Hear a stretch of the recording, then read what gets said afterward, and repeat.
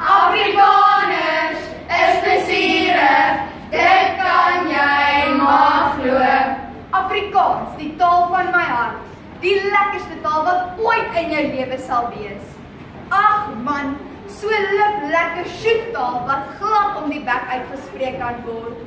Afrikaans is so fantasties. Nuwe woorde en uitdrukkings word daagliks ontdek. Byvoorbeeld, 'n taai stuk vleis word nou 'n karmatjie van 'n stuk vleis genoem. As my boetie kos smaak, gebruik ons daardie 6 woorde, al te lekker.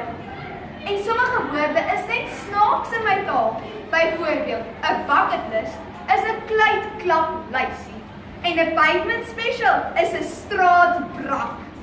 Ag, toe nou, as jy nie Afrikaans adore nie, ek bedoel, gek daaroor is nie, slaap jy onder 'n klip en is tyd om wakker te word.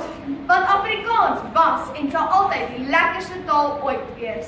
Afrikaans, my trots, ons vir jou.